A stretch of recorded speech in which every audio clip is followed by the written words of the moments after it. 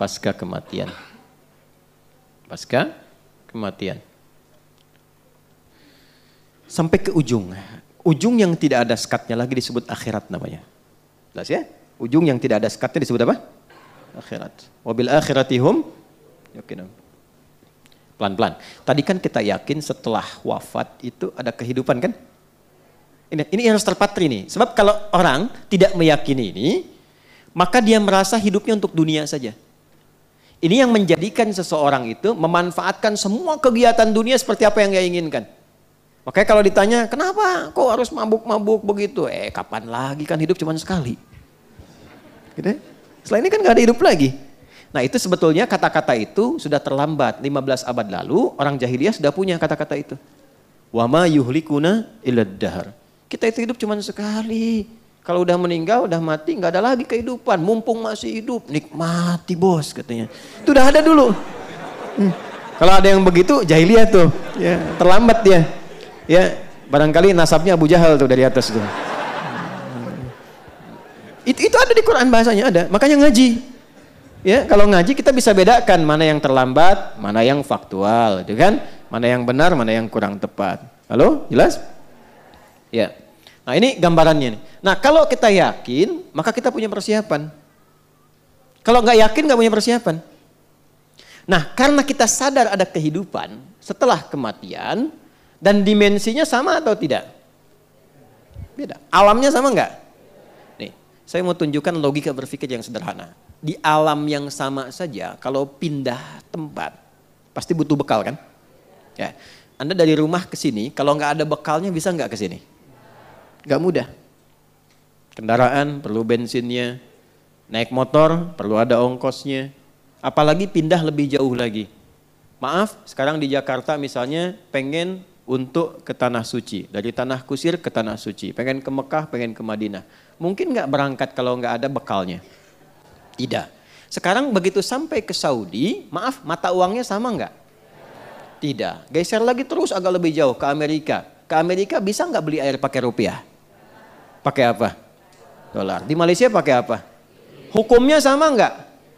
Tidak. Ke Singapura aja nggak bisa sembarangan, ya kan? Di sini jalan, buang sampah, nggak ada yang lihat, buang. Di Singapura bisa jadi nggak berani. Di Jepang bisa jadi harus ikut sistem kan? Berarti ada hukumnya sendiri, ada aturannya sendiri.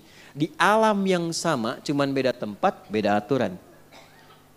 Maka sekarang pindah alam. Jadi nggak logis kalau aturannya sama. Pasti beda. Karena itu saat pindah alam, yang dibawa pun dunia itu akan ditinggalkan. Nggak ada yang dibawa. Karena kan judulnya meninggalkan dunia kan. Dan hebatnya diumumkan di speaker di toa-toa. Assalamualaikum warahmatullahi wabarakatuh. Inna lillahi wa inna ilaihi telah meninggal. Nah meninggal dunia itu maksudnya meninggalkan dunia seutuhnya. Jadi semua hukum-hukum dunia termasuk di dalamnya dan bekal-bekal dunia nggak akan dibawa. Ya, Anda sekarang mau kerja sekeras-kerasnya, berangkat gelap, pulang gelap, macam-macam kumpulkan harta, dapat mobil banyak, rumahnya luas dan mewah. Begitu masuk ke alam kubur, mobilnya ikut nggak? Handphonenya ikut. Tuh yang dipakai ngerekam-rekam tuh. Fotonya ikut nggak? Man rebuka jamaah Ustaz Adi, nih buktinya. Gak bisa. Gak bisa. Mama nanti kalau masuk ke alam kubur, tolong handphonenya dikuburin tapi setelin morotal dulu ya. Pulsanya kirimin tiap pekan. Gak bisa tetap. Gak ada yang masuk. Bajunya sama gak dengan sekarang? Ganti. Anda mau kumpulin pun banyak sampai puluhan ratusan tetap yang dipakai beda. Dan hilang semua. Begitu dipaksa dimasukkan rusak. Hancur. Karena bukan tempatnya. Bukan fasilitasnya. Bukan hukumnya. Pindah tempat. Maka pindah hukum. Beda aktivitas, beda perbekalan. Sekarang pindahnya beda alam. Kita masuk ke alam pasca kematian, pasca kehidupan dunia, masuk ke alam kubur. Belum ke akhirat, ya baru dikubur. Karena beda alamnya, alam dunia dengan kubur sudah beda hukumnya. Silahkan cek di buku, di kitab mana ada keterangan tentang kubur. Di stamp lengkap. Afala ya'lamu idza bu'thira ma fil kubur. Tahu nggak ketika nanti dikubur sampai bangkit itu bagaimana kehidupannya? Maka turun ketentuan-ketentuan supaya disiapkan sebelum masuk. Jadi sebelum masuk kita sudah punya bekal. Itu indahnya dalam Islam. Terjadi sudah siap, nggak kejadian nggak ada ruginya. Itu jawabannya bagi orang yang nggak yakin dengan alam kubur. Nah, saya nggak ada masalah kok. Kalau nggak kejadian ya nggak apa-apa, nggak ada ruginya bagi saya. Tapi kalau kejadian situ yang rugi, ya kan? Oh kubur tuh nggak ada apa-apanya, cuman tidur aja. Ya nggak apa-apa, saya tidur kan pengen enak, pengen punya fasilitas, tidurnya nyaman, empuk, mimpinya enak. Situ nggak punya persiapan, silahkan tidur dalam kubur, mimpi ketemu neraka, ya kan? Anda di alam dunia mimpi ketemu kuntilanak, pengen cepet bangun kan? Jelas kan? Halo? Ini di alam kubur kan ada orang mengatakan gak ada siksa, yang ada cuma tidur aja. Ya memang Anda tidur, tapi mimpinya neraka terus pagi sampai petang. Dan gak bisa bangun lagi. Tersiksa nggak? Nah daripada kita capek dan bingung, menelisik, ya, mencari-cari menduga-duga, yang sudah pasti aja Allah bilang apa pencipta kita. Nabi terangkan apa? Keluarkan kurikulum alam kubur sebagai persiapan pulang. Dan indahnya dalam Islam itu terintegrasi dengan kegiatan dunia dalam bentuk amal soleh tadi. Sholat. Kan kita kerjakan kan? Apa manfaat sholat untuk dunia? Menjadikan kita menjadi lebih baik. Inna sholata tanha 'anil fahsya wal munkar. Apa manfaat untuk kematian? Dalam sholat ada tumakninah namanya, melatih ketenangan.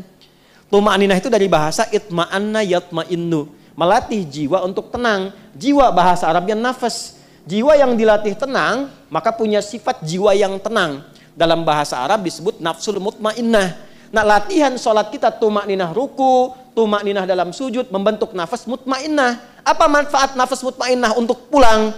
Saat maut itu dicabut, maka dampaknya lahir ketenangan dalam jiwa. Itu yang dimaksud ya ayyatuhan nafsul. Bagaimana nafsul mutmainnah muncul? Tumakninah. Kapan munculnya? Dalam ibadah. Jadi ketika sholat diberikan ketenangan untuk pulang, cara pulangnya. Di alam kubur dapat kebaikan.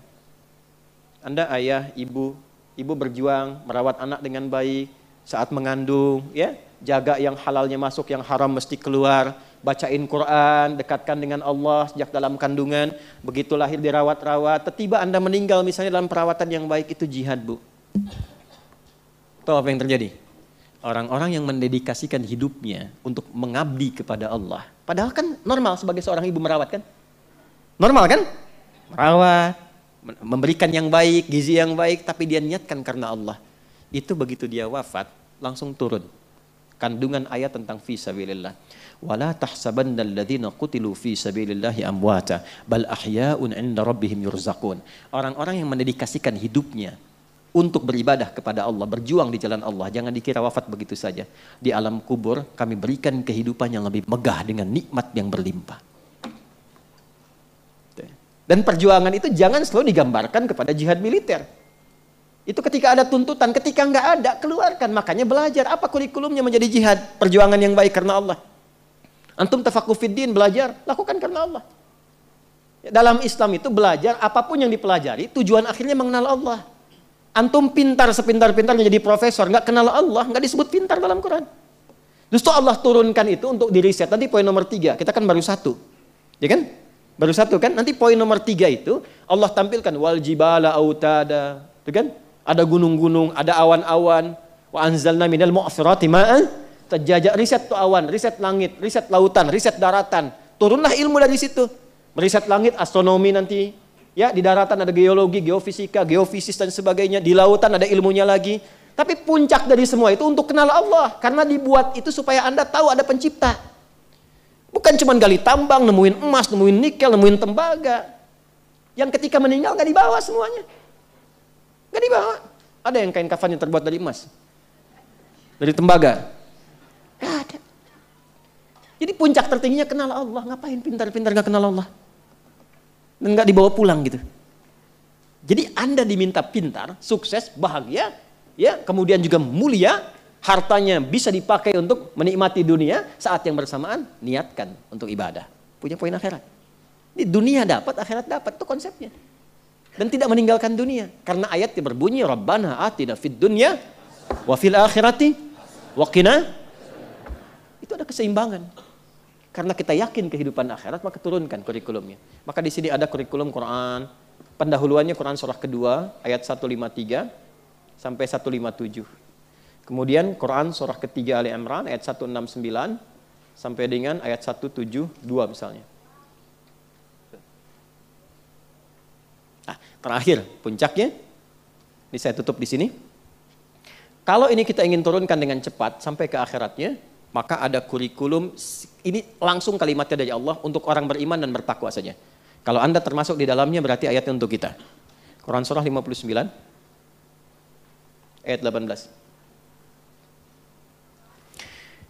Ya ayyuhalladzina amanu. Hei semua orang yang beriman. Kita beriman tidak? Insyaallah ya, berarti masuk ya dalam ayat ini ya. Ittaqullah, bertakwalah kepada Allah. Kita termasuk golongan takwa insyaallah. Allah ya, kita berusaha untuk bertakwa. Perhatikan. Wal tanzur nafsum ma qaddamat. Hendaknya setiap personal, setiap diri yang merasa beriman dan ingin meningkatkan takwa, maka buktikan dengan memiliki program hidup li ghad. Ghad di situ maksudnya sampai akhirat. Jelas? Bikin kurikulum sampai akhirat. Nah, cara cepatnya turunkan kurikulum akhiratnya ke bumi, lalu tunggangi itu sampai wafat, gampangnya begitu. Nah, akhirat itu tadi saya katakan, ini secara singkat nih saya mau tutup, akhirat itu kan ujung sesuatu yang nggak ada lagi setelah itu. Ini papan tulis nih ujungnya nih. Misalnya nggak ada lagi setelah ini, maka ini akhirat namanya. Akhir dari sesuatu yang sudah pada ujungnya. Kehidupan kita akan berada di satu tempat yang itu ujung dari sesuatu. Setelah itu nggak ada kehidupan lagi. Dunia pindah ke alam kubur, waiting room ya. Makanya disebut barzakh, pemisah, waiting room. Setelah itu kemana? Nah, cuman dua akhirnya. Imma surga, jannah, atau neraka nar. Yang di sini sementara araf. Orang cerdas, orang sehat pengen kemana? Enggak. Jadi kalau ada orang yang mudah menganggap neraka, ringan mengatakannya, bahkan mengatakan ya nggak apa-apalah di neraka juga, ini ketemu ini juga. Ah, ini menunjukkan bahwa ada sesuatu yang tidak sehat dalam jiwanya. Dan orang yang nggak sehat jiwanya lebih berbahaya dibandingkan orang yang nggak sehat fisiknya. Gitu ya, hati-hati ya.